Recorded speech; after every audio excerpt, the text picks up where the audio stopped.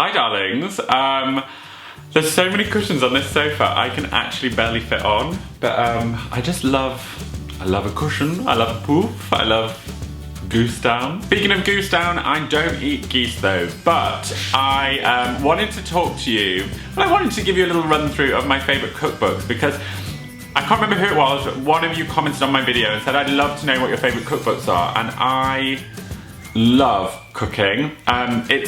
For me, cooking is like therapy. You put yourself in this completely different gear and you just go for it. If you're watching this and you're thinking, I can't cook, I really can't cook, I couldn't cook. I went to uni and Sheila had cooked me all my meals, and I literally had never cooked on a gas stove before, and I was 19 years old, and I was like, what the hell do I do with this? I still leave the oven on all the time now because I grew up with an Arga, and I was like, oh crap, I need to turn the oven off. But I taught myself, I said to myself, every month I'm gonna teach myself a new recipe, and you just do that, and if you keep doing that for the rest of your life, you will be able to cook, you build it up. And now all my friends say they love my cooking. It's one of my favorite things to do. I love food. I'm sure you know that if you follow me on my Instagram. But yeah, I wanted to give you a little top Jules' cookbooks, because if you're thinking about cooking, if you want to get into cooking, or if you just are interested to know what inspires me, then sit down, nestle in, buckle up, and get that knife and fork ready. Anna Jones. Now, I think I've talked about this book in videos past, previous, and present. Anna Jones is, for me, the best cook I've ever come across. Her recipes work every time. She's predominantly, well, she is vegetarian and then vegan. Now, I don't eat meat, but I eat fish, but I love vegetarian food. Like if I've been at a festival, or if I've been like out raving, because you know I love a rave, I find that these recipes just make me feel so much healthier. She's not shy of butter. She is all about the full fat, but she's also about being really healthy, and she has great recipes for like a NutriBullet, and great recipes for an acai bowl, and all these kind of things that it's all condensed into one place. But this is her A Modern Way to Cook, and then she has another book called A Modern Way to Eat, which I also have. And every time I cook from these, my friends are like, what is this? It's amazing. She explores with totally different flavours, and I think she's the complete underdog and the hidden treasure of the food world. She's my ultimate fave. If you listen to the podcast Jules and Sarah, you'll know that we really yo-yo diet, which I know is not the best way to diet at all, but it's sometimes really hard. Like you fall off the wagon, a little biscuit there, a cake on the turn here. Like it is difficult. But if I ever need to get back on the wagon, and a lot of you were asking me how I lost weight, like recently, God, you've been with me for so much time. You've seen me big, small, medium, like I am now, and happy. But this book by AMELIA Freer, Eat, Nourish, Glow, is it Eat, Nourish, Glow? Yeah, it is. Cook, Nourish, Glow, terribly sorry.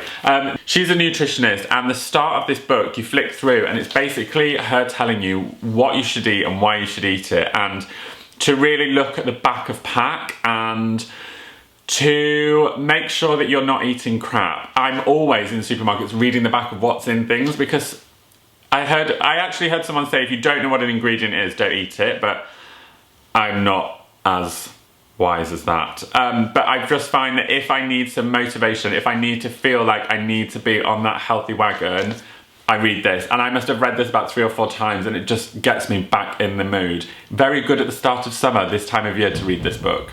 Jamie Oliver. Return of the Naked Chef. Yeah, throwback. This is like probably his 2nd or 3rd book. He looks about 24 here. These recipes are ones that I go to when I'm just like, oh, I've got friends coming around, they really want comfort food, what should I make? The fish pie in this is the best and easiest fish pie you can make. It's just so easy, and I don't have a problem with looking back through recipes, because yes, I love like healthy food, but sometimes my friends don't, so I need to compromise, so I look for comforts. One of the best Parmigiana recipes I've ever cooked from is from this. This is the Betty's Cookbook. Betty's is a tea room in Yorkshire where I basically lived throughout my childhood. In here there's loads of different recipes, like Sheila cooks from this quite a lot for family dinners, but I find I mainly just use this for the Parmigiana recipe, but ain't nothing compared since. Actually, that's a lie. I also make winter stews from this book. It's very good for winters. It's all cut out into seasons. I tend to just cling to the winter ones, again, for entertaining. So I've eaten fish on and off, but I haven't eaten meat since I was like 10. Apart from 1 year when I tried everything, but that's pushed to the side. I've basically been a vegetarian or a pescatarian for the majority of my life. And when you don't eat meat, other people think, they're like, well, what the hell do you eat? What can you eat? And it's really difficult because you know that vegetables go with vegetables. I can have a plate of vegetables and I am beyond happy. Like, it's so delicious. So this next book, if you have vegetarians coming over and if you're thinking, what am I gonna cook? Get on board with this bad boy. This is YOTAM OTTOLENGHI Plenty. You can see here that I have hammered this book. I bought this book when I was like 24. I'm now 30. And I literally cooked from it 24/7.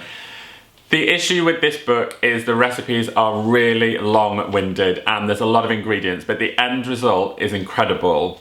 I would recommend cooking these recipes on a Sunday and then eating them through the week. He really teaches you a different way of cooking and to really explore with flavours and herbs, and I think once you can cook from this, you pretty much can cook from anything.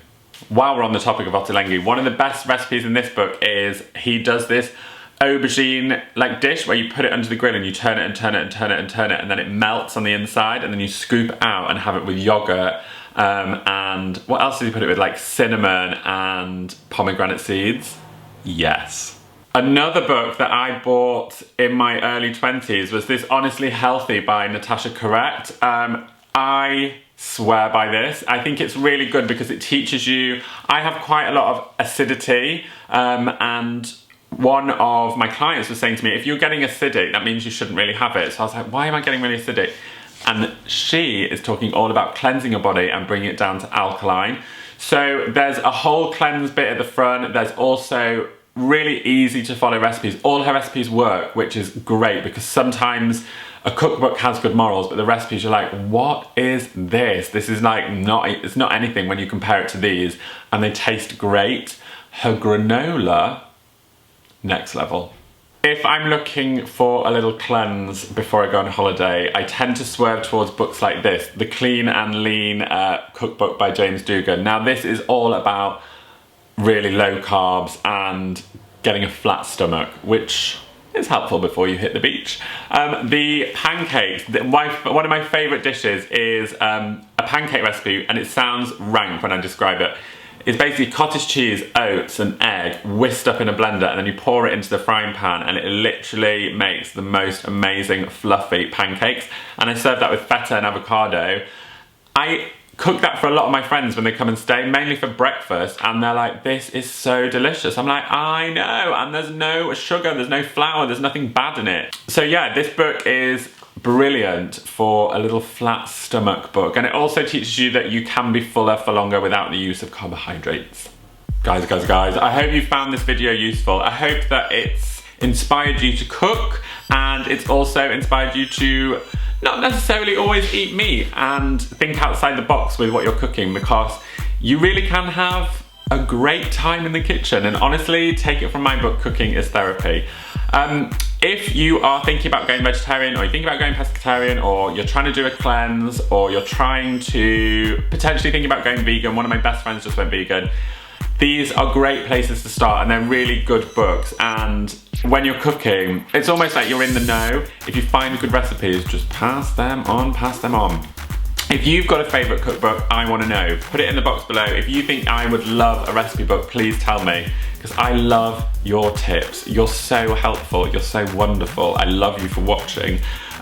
So, May is going to be Jules and Sarah month, so you're not really going to see me on my own on this sofa or out and about. Maybe out and about, but it's all about Jules and Sarah. So buckle in for some really good lols throughout May. I love you from the bottom of my heart for watching, and I really look forward to seeing A, your favourite cookbook comments down below, and B, your lols throughout the month of May. I love you, goodbye, and good night. Happy cooking, bye!